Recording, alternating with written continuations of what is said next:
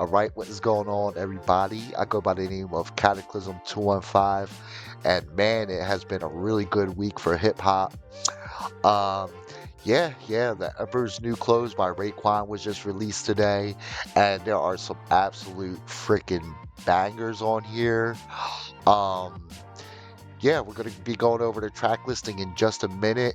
Now, I am going to go over some of the things I did not like about the album. Mainly the skits. The skits are absolutely terrible. I don't know why they're even on this album. They don't even really fit into the flow of the album. So I don't know why those are there.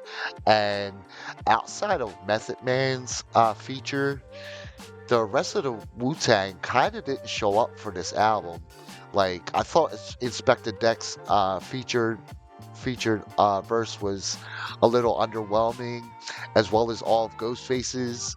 It seems like Griselda and all the rest of the people that are featured on this album really went freaking hard as hell on this album. Absolutely loved all the features outside of the Wu-Tang features, but all in all, this is a very good album, very good production. I was pleasantly surprised by the effort that Raekwon put into all of his verses.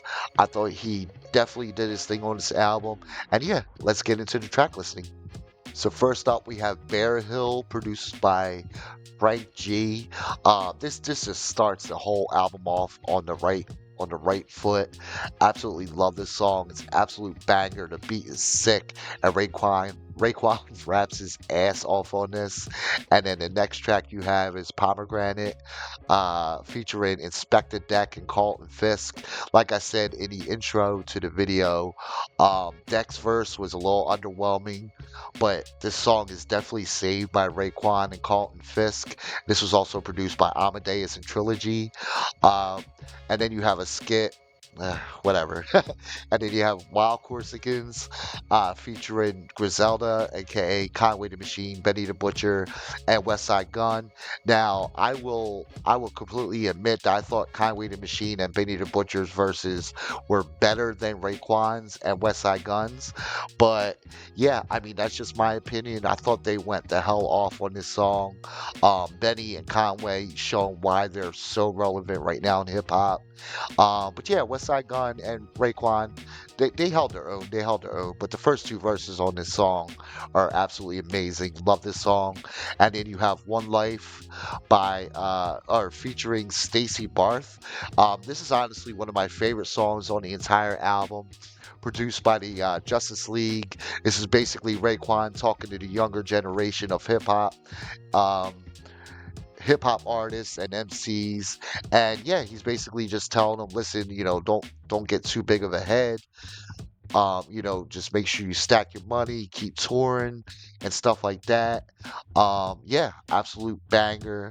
And then you have probably the only skip that I have on this album is a song called "Open Doors" featuring Tommy Nova. I thought the production was a bit basic. Raekwon didn't even really seem inspired when he was rapping over the song, and yeah, it's probably like the only low point in the album, to be honest. And you have 600 School featuring Ghostface and Method Man, produced by Swiss Beats. Like I said, Ghostface's verse wasn't that great. Method Man rapped his ass off on it, and Raekwon, he definitely held it down on this one as well. And then you got have this might be my like number one or number two song on this entire album. But I'm not gonna lie, the title of the song is corny as hell. The guy that plans it, this is an absolute banger, but like, I don't know, I feel like he could have come up with a more creative title for the song. Um, it's an absolute banger. But yeah, I love this song. Raekwon, oh my god, he just goes off on this song. The beat is banging, it's produced by Rhodes Art. And then next you have The Heavies. The Heavies is produced by Pat Bundy. Another banger. Not my favorite song on the album, but definitely worth checking out. And then you have the next song is called The Omerta, featuring Nas, produced by Nas. Oh my God, this one is another banger. Nas, I'm getting a little impatient though, my dude. I mean, you dropping these killer verses. You dropped the killer verse on this joint. You dropped the killer verse on the Clips joint. Where is my Nas and DJ Premier collaboration album? I'm waiting. I'm still waiting. I've been waiting since last year, mother sucker. And then you got Get Out of Here, featuring Ghostface, another banger, produced by Frank G. And then you have Debra Night Wine, featuring Marsha Ambrosius, produced by Blue Rocks and Calvin Ewings. This song is not bad. It's not the greatest song in the world, but yeah, it's definitely worth checking out. And then you have another one of the highlights in the album, Mac and Lobsters, produced by Frank G and Rhodes Art, featuring Ghostface Killah. Yeah, this is another banger. Like I said, Ghostface. I was a little disappointed in his features, but this is probably his best feature on the entire album.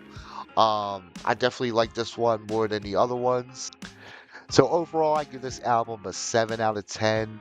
Absolute banger. I really enjoyed the album. Also, if you guys can, smash that subscribe button and let me know down in the comments what you thought of the album.